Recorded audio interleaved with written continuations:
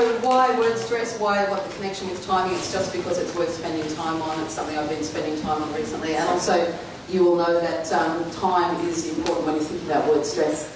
Particularly though, think about not just word stress, but also other issues like syllabification and weak sounds. So my aim is just to present a few, reflections. Some things you'll be familiar with, some other ideas. And 3, 2. Okay. So what I want you to think about now is, what is it? There are some images coming up. Just think or say to your partner, your neighbour, whatever, what do you think it is? What is word stress?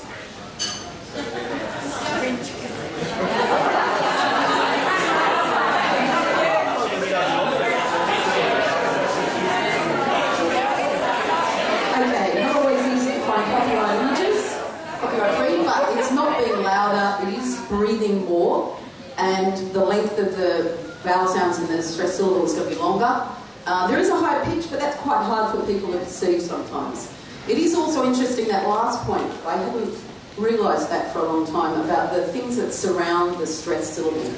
So syllabling or syllabification, interesting just to notice the monophthongs, diphthongs and the consonants, syllabic consonants.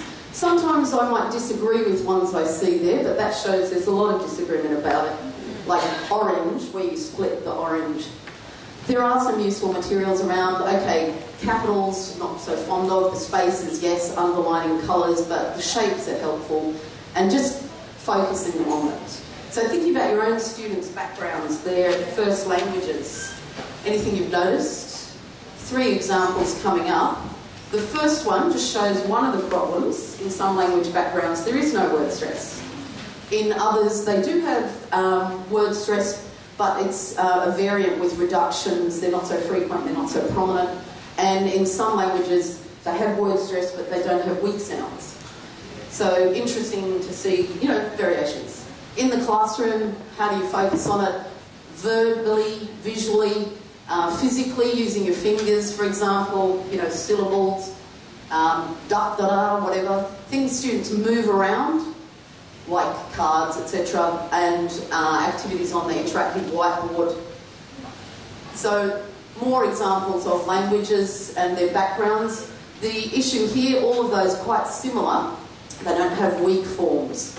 So thinking about your own students, primarily they're those ones, can't read from this angle. It's the stress being predictable and on, say, the final or the penultimate syllable. So for those students, things to do with raising their awareness, doing some training, apart from what else they get in the dictionary with meaning, etc., parts of speech, just focusing on the main stress. I tend not to bother too much with secondary or even tertiary because I find that's quite hard for people to pick up. So one more group of students, and then later what might help them. In these ones, this is the predictable and regular from this angle, I can see now.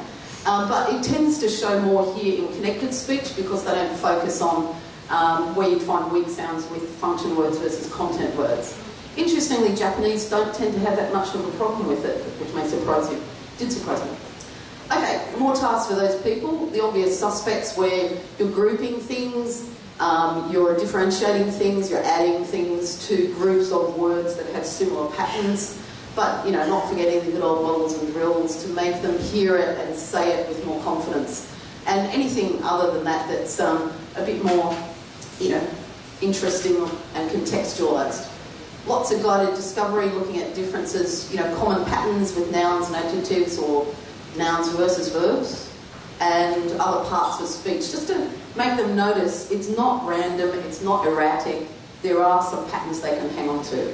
There are lots of rules, and I tend to avoid teaching too many, but just looking at patterns.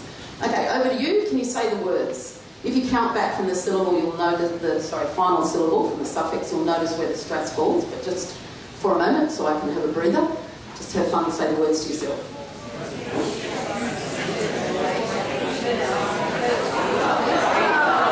Okay, more variations, and I would have done it with the first line, where you stand up, face the group, you are my students, I say a word, and the students have to work out how many syllables are in the word, and those number of students step forward. The one with the stress has to do something, jumping around, whatever. Then they go to the end of the line and come again.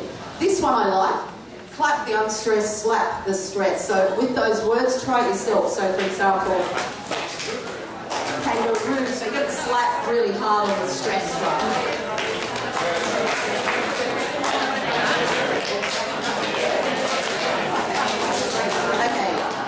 Another variation for different states, for variety, just using the stress maze. Again, notice the pattern at the bottom of the page. You've got to follow that da-da-da through there. So I'll kick you off. Hamburger, Saturday. Where do you go from Saturday? Regular. Okay, how far can you get before the slide changes? Over to you. Too late.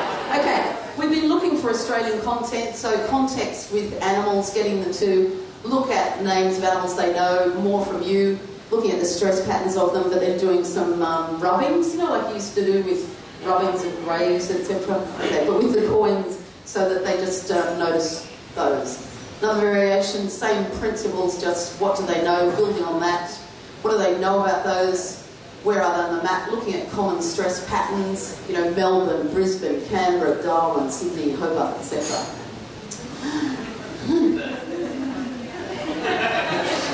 Okay, but exploiting them, I like your idea about using, you know, less is more, just exploiting them with the lead-in and the feedback, developing skills, different areas of language development. So what happens before and after? I like having a good task, but I like making it work in several different ways. Thank God it's the last one. Okay, so just thinking about being systematic and using a bit of variety of ways to focus on it. Top and tailing the tasks, developing it for the purpose of its own, you know, for the micro skills versus language development. And for those last 4 points, I think they relate to you as well as them. Thank you.